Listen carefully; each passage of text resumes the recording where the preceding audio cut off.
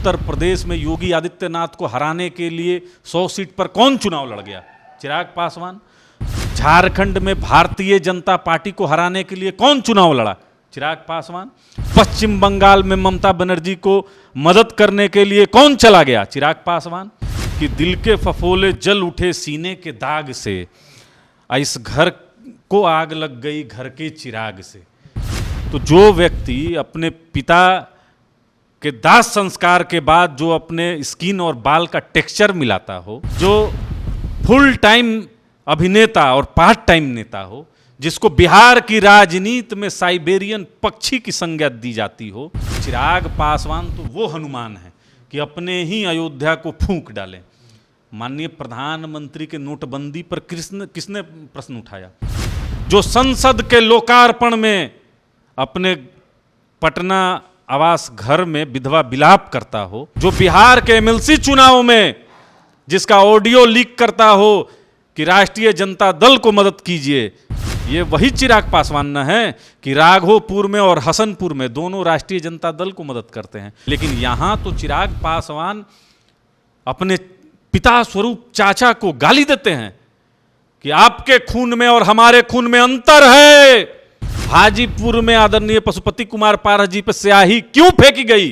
चिराग पासवान ने कभी इसके लिए सार्वजनिक रूप से माफी मांगा? देखिए, नीतीश कुमार की अभिलाषा की भेंट कहीं ना कहीं ये वैकेंसी चढ़ गई है।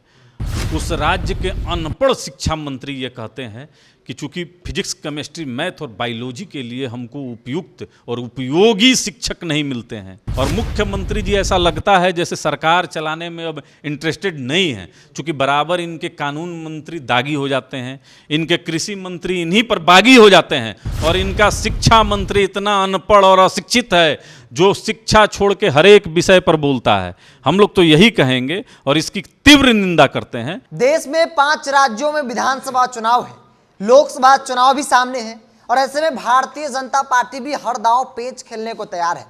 नरेंद्र मोदी के आवास पर 2 दिन पहले एक बड़ी बैठक, जिस बैठक में जेपी नड्डा, अमित शाह, खुद प्रधानमंत्री नरेंद्र मोदी, बीएस संतोष, तमाम कई बड़े नेता थे। और उस बैठक को लेकर जो खबर आई कि मंत्रिमंडल का विस्तार होगा, क्योंकि 5 राज्यों का विधानसभा चुनाव और सबसे बड़ी बात कि लोकसभा का चुनाव सामने है। दूसरी बड़ी बात कि भाजपा अपने संगठन में बदलाव करेगी चुनाव के मद्देनजर। लेकिन इस वक्त बिहार हो या केंद्र, 2 बातों की चर्चा जोरों पे है। एक, नीतीश कैबिनेट में जो शिक्षकों को लेकर फैसला लिया गया कि अब बिहार के बाहर के भी जो लोग होंगे, छात्र होंगे, नौजवान होंगे, वो बिहार के शिक्षक बन सकेंगे।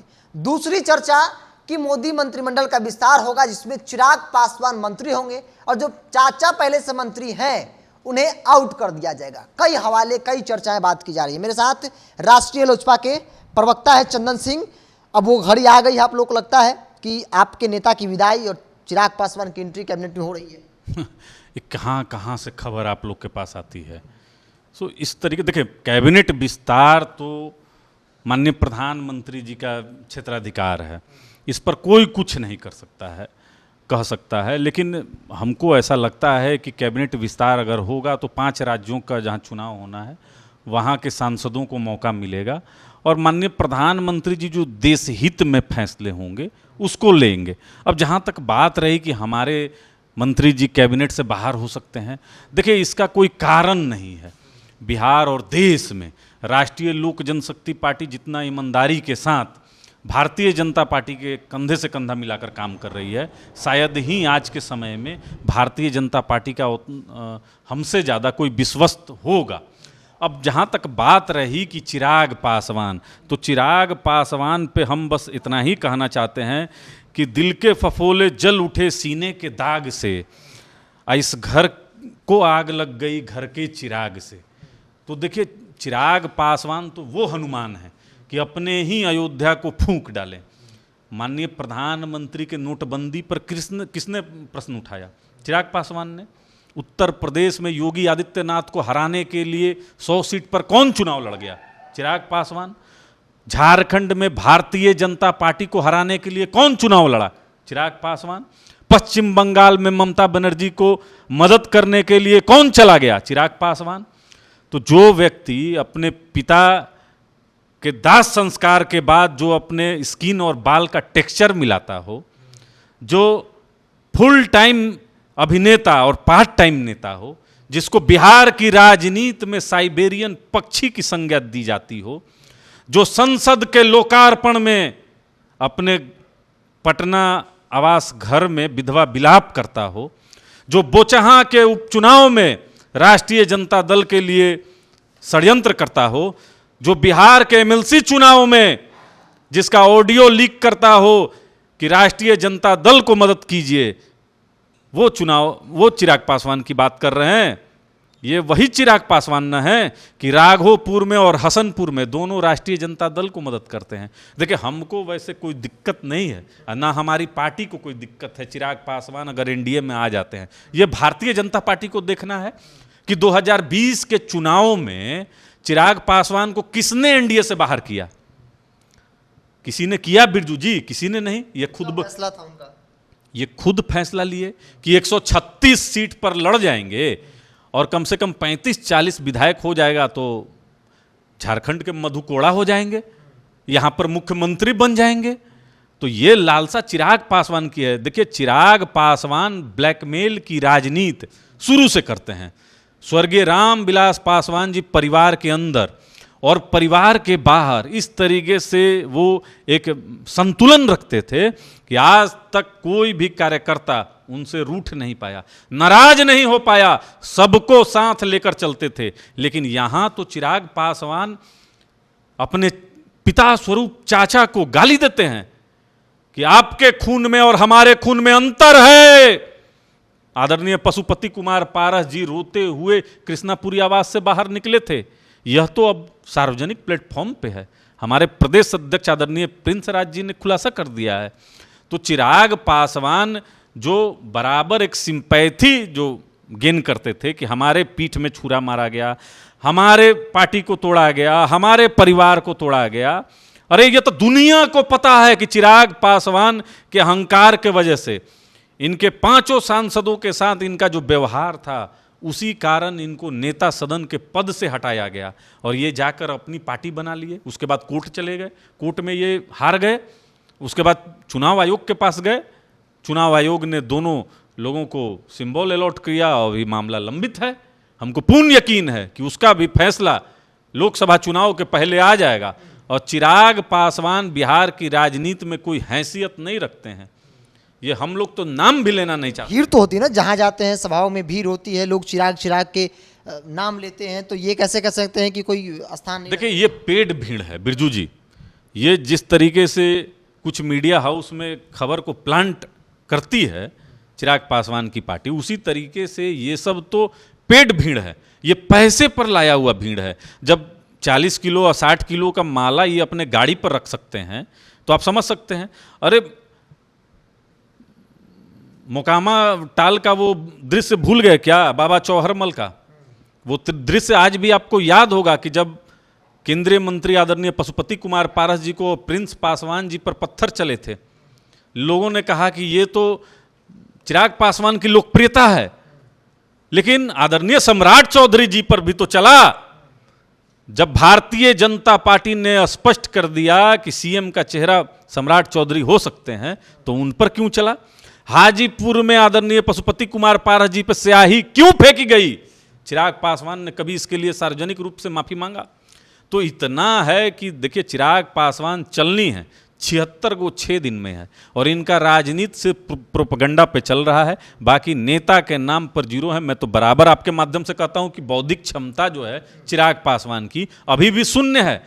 बिहार में गरीबी है, गुर्बत है और दलित जो है, जिनके पास आज भी झोपड़ी नहीं है, जो जहरीली शराब से मर रहे हैं, उन पे अत्याचार बिहार सरकार कर रही है। और चिराग पासवान लंदन में जाकर अपने पुरुष मित्र के साथ आराम फरमा रहे हैं। अब हम लोग क्या कहें इस पर? एक सवाल है, आपने कहा कि प्रधानमंत्री को तय करना है कि मोदी मंत्री स्टार्ट होगा, कौन होगा, नहीं होगा। लेकिन अगर परिस्थिति बनती है, चाचा को अगर यह कहकर आपके नेता को रिटायर किया जाए कि भाई आपका उम्र हो गया है, उम्र के अंतिम पड़ाव में है, अब आप आराम कीजिए, चिराग को बदले में विरासत दीजिए, मंत्रालय में जगह दीजिए, तो नेतृत्व तो स्वीकार होगी ना राष्ट्रीय लोजपा को। देखिए, देश में लोकतंत्र है और ये राजतंत्र नहीं है बिरजू बाबू की राजा का बेटा राजा बनेगा। आदरणीय पशुपति कुमार पारस जी राजनीतिक वारिस हैं स्वर्गीय रामविलास पासवान के। अगर कोई ये समझता है कि उम्र का हवाला देकर, और ये आज के समय में किसी भी नौजवान से ज़्यादा फिट हैं पशुपति कुमार पारस जी। बीमार आप भी पड़ते होंगे, कभी आपके भी घुटने और हाथ में और सर में दर्द होगा, इसका मतलब ये नहीं कि आप बूढ़े हो चले हैं। पशुपति कुमार पारस जी देश को सही दिशा में लेकर चल रहे हैं और हाजीपुर को अपनी माँ का दर्जा देते हैं। स्वर्गीय पासवान जी भी अपना कर्मभूमि कहते थे, तो स्वर्गीय पासवान जी की कर्मभूमि पर आदरणीय पशुपति कुमार पारस जी जब तक जीवित रहेंगे तब तक सेवा करते रहेंगे। ये जो अफवाह तंत्र है, मतलब आप समझिए कि ये जो एक अभिनय के परिणेता हैं चिराग पासवान, बराबर इनके तरफ से इस तरह का जो है गलत बयान दिया जाता है और प्रोपेगेंडा फैलाया जाता है। अंतिम सवाल, अब नीतीश कैबिनेट की बात कर ली जाए, शिक्षकों को लेकर जो फरमान जारी हुआ, कैबिनेट में मोहर लगाई कि भाई अब बिहार के बच्चे ही नहीं बिहार के सरकारी स्कूल में पढ़ाएंगे, बल्कि बिहार के बाहर के बच्चे भी बिहार के सरकारी स्कूलों में पढ़ा सकते हैं। सुनहरा मौका है, शिक्षा में क्वालिटी जो है वो और अच्छा होगा। इस फैसले को कैसे देखें? देखिए, नीतीश कुमार की अभिलाषा की भेंट कहीं ना कहीं ये वैकेंसी चढ़ गई है। अब इनको प्रधानमंत्री बनना है तो इनको सबके बारे में सोचना है, ऐसा सोचते हुए ये दिखाई देना चाहते हैं। कितना हास्यास्पद यह विषय है कि जो राज्य देश में सबसे ज़्यादा आईएएस और आईपीएस प्रोड्यूस करता हो, उस राज्य के अनपढ़ शिक्षा मंत्री ये कहते हैं कि चूंकि फिजिक्स, केमिस्ट्री, मैथ और बायोलॉजी के लिए हमको उपयुक्त और उपयोगी शिक्षक नहीं मिलते हैं। यह कहते हुए इनकी जिह्वा भी लड़खड़ाई नहीं, और ना इस पर ये माफ़ी मांग रहे हैं। देखिए, ये तो अब देखना है तेजस्वी प्रसाद यादव को। यही वो शिक्षा मंत्री हैं जो रामायण पर भी विवादित बात करते हैं, और मुख्यमंत्री जी ऐसा लगता है जैसे सरकार चलाने में अब इंटरेस्टेड नहीं हैं, क्योंकि बराबर इनके कानून मंत्री दागी हो जाते हैं, इनके कृषि मंत्री इन्हीं पर बागी हो जाते हैं, और इनका शिक्षा मंत्री इतना अनपढ़ और अशिक्षित है जो शिक्षा छोड़ के हर एक विषय पर बोलता है। हम लोग तो यही कहेंगे और इसकी तीव्र निंदा करते हैं। यह देखिए, हर एक राज्य डोमिसाइल नीति रखती है, चूँकि आपके राज्य की आबादी तकरीबन 13 करोड़ है और ज़्यादातर जो यूथ हैं वो आज के समय में बेरोजगार हैं। बिहार से बाहर पलायन होता है रोजगार के लिए, बिहार से बाहर पलायन होता है शिक्षा के लिए, बिहार से बाहर पलायन होता है स्वास्थ्य के लिए। तो माननीय मुख्यमंत्री जी प्रधानमंत्री की अभिलाषा रखते हैं, रखें, लेकिन बिहार के नौजवानों के साथ इस तरीके का अत्याचार न करें। देखिए, एक तो प्रश्न पत्र बराबर लीक करते हैं, और इस पर जब तेजस्वी प्रसाद यादव से प्रश्न किया जाता था पहले, तो कहते थे कि देखिए, बिहार चयन आयोग मत कहिए, बिहार लीक आयोग कहिए।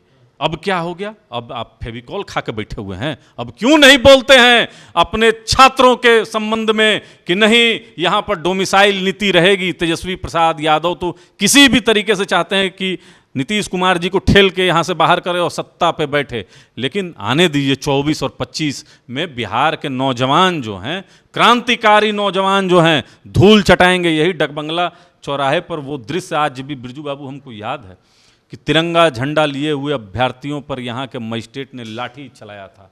तो लाठी का जवाब वोट से मिलेगा प्रजातंत्र में, समय आने पर माकूल जवाब मिलेगा। चलिए, बहुत बहुत धन्यवाद। सवाल बड़ा था कि क्या चाचा भतीजे के बीच जो लंबी खाई है, बड़ी खाई है, वो खत्म हो जाएगी, क्या भाजपा उसे भर देगी? लेकिन कोशिश जरूर हो रही है। भरने का नाम जो है एक दूसरे की तरफ से कबूला नहीं जा रहा है, कोई एक दूसरे को कबूलने को तैयार नहीं है। चाचा की तरफ से कहा गया स्पष्ट तौर पे कि यह भूल भ्रम है चिराग पासवान को। अगर ऐसा सोचते हैं उनके नेता, उनके लोग, या फिर बाकी ऐसे लोग कि मंत्रिमंडल का विस्तार होगा और चाचा को आउट कर दिया जाएगा और भतीजे चिराग पासवान को जगह मिली, कि ऐसा होने वाला नहीं है। लेकिन सब चीज़ों का जवाब प्रधानमंत्री देंगे। प्रधानमंत्री के ऊपर छोड़ दिया गया है कि सब कुछ उनको तय करना है, उनका विशेष अधिकार है, वो जो करेंगे सही ही करेंगे।